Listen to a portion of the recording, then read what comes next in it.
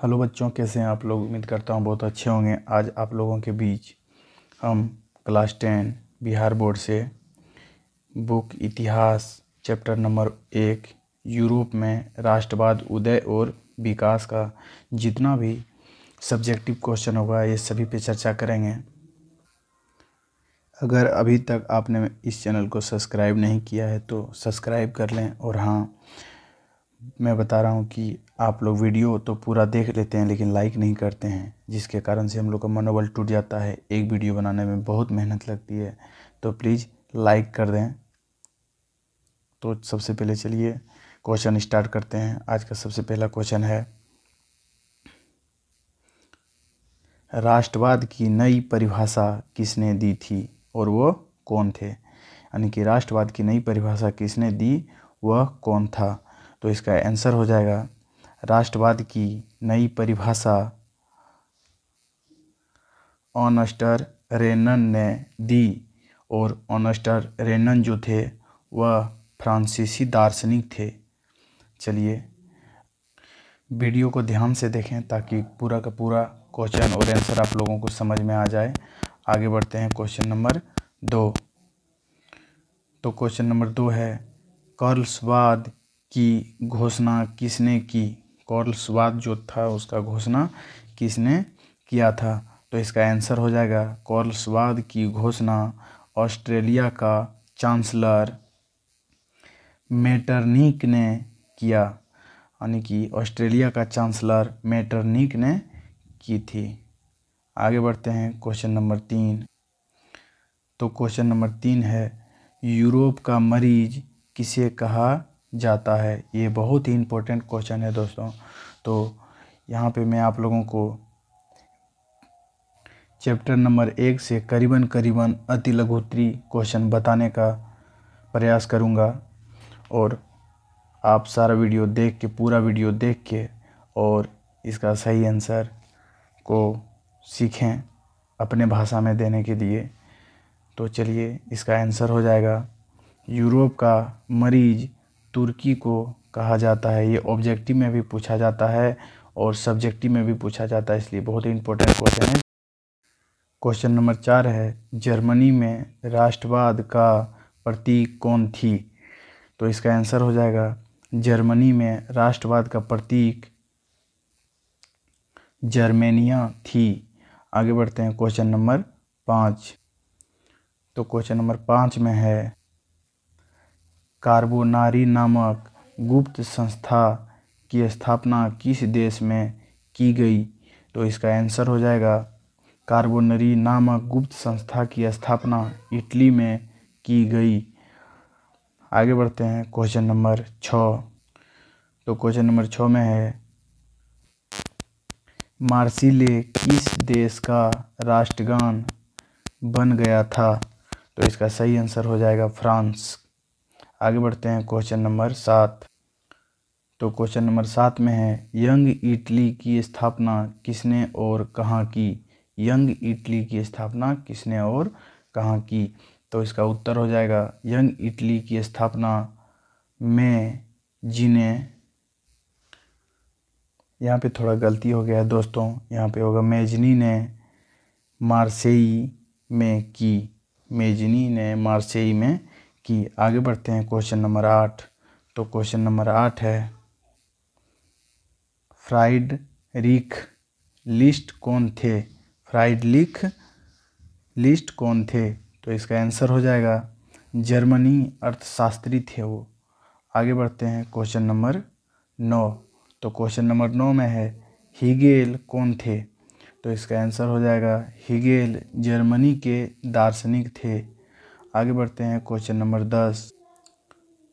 तो question number 10 है, Vienna Congress में फ्रांस में किस राजवंश की पुनर्स्थापना की गई। यानी कि वियना कांग्रेस सम्मेलन जो हुआ था, इसमें फ्रांस में किस राजवंश की पुनर्स्थापना की गई।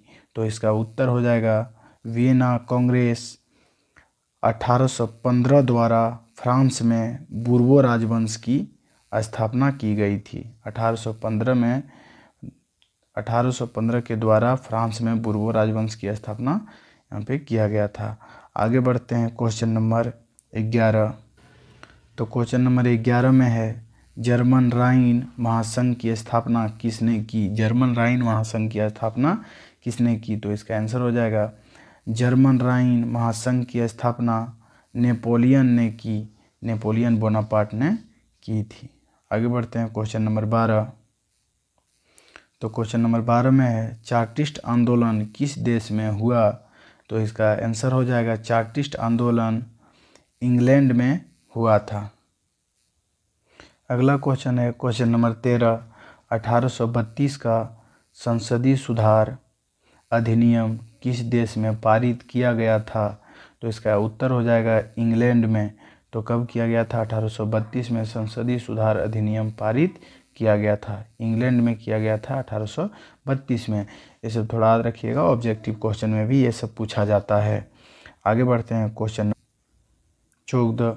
तो क्वेश्चन नंबर 14 है मेटरनिख कौन था? यूरोपीय इतिहास में वह क्यों विख्यात हैं? यानी कि मेटरनिख के बारे में भी हम लोग जानेंगे, तो थोड़ा ध्यान दीजिएगा दोस्तों। तो इसका आंसर हो जाएगा माउंट क्लीमेंट मेटरनिख ऑस्ट्रेलिया का चांसलर था। माउंट क्लीमेंट, इसका पूरा नाम था count Clement Metternich. Count Clement Metternich जो था ऑस्ट्रेलिया का चांसलर था। नेपोलियन के पतन के पश्चात वह केवल ऑस्ट्रेलिया साम्राज्य का ही नहीं अपितु समस्त यूरोप का सर्वाधिक महत्वपूर्ण व्यक्ति बन गया था। पूरा यूरोप का ये महत्वपूर्ण व्यक्ति बन गया था। आगे बढ़ते हैं। वह स्वतंत्रता तथा सुधार आंदोलन पर घोर विरोध एवं पुरातन व्यवस्था का समर्थक था। यानी कि ये जो थे मेटरनिख जो थे ये स्वतंत्रता तथा सुधार आंदोलन का घोर विरोधी थे, यानी कि इसका पूरा विरोध करते थे। तो आगे बढ़ते हैं। यूरोपीय इतिहास में वह बिना व्यवस्था यूरोपीय काउंटर्स पवित्र संघ की योजना चतुर राष्ट्र मित्रों और मैकेनिक व्यवस्था के लिए विख्यात थे। तो इसे थोड़ा याद रखिएगा कि ये किस किस चीज़ के लिए विख्यात थे। बिना व्यवस्था, यूरोपीय काउंटर्स, पवित्र संघ की योजना, चतुर्थ राष्ट्र मित्र और मैकेनिक व्यवस्था के लिए ये सब थे विख्यात। अगला क्वेश्चन है क्वेश्चन नंबर 15। राष्ट्रवाद क्या है? राष्ट्रवाद जो है वो क्या होता है? तो इसका आंसर हो जाएगा राष्ट्रवाद एक ऐसी भावना है जो किसी विशेष भौगोलिक, सांस्कृतिक या सामाजिक, थोड़ा ध्यान दीजिएगा, भौगोलिक, सांस्कृतिक या सामाजिक परिवेश में रहने वाले लोगों में एकता की बहन बनाती है, मतलब एकता की बहन बनाती है। आगे बढ़ते हैं क्वेश्चन नंबर 16। तो क्वेश्चन नंबर 16 में है मेजनी कौन था? ये भी बहुत इंपॉर्टेंट क्वेश्चन है क्लास 10 के लिए। मेजनी इटली का प्रसिद्ध राष्ट्रवादी नेता था, मतलब इटली का एक नेता था जो बहुत ही प्रचलित थे। वह साहित्य, गणतांत्रिक विचारों का समर्थन और योग्य सेनापति था। आगे बढ़ते हैं क्वेश्चन नंबर 17। तो क्वेश्चन नंबर 17 में है रक्त और तलवार की नीति किसने अपनाई? रक्त और तलवार की नीति किसने अपनाई? तो इसका आंसर हो जाएगा बिस्मार्क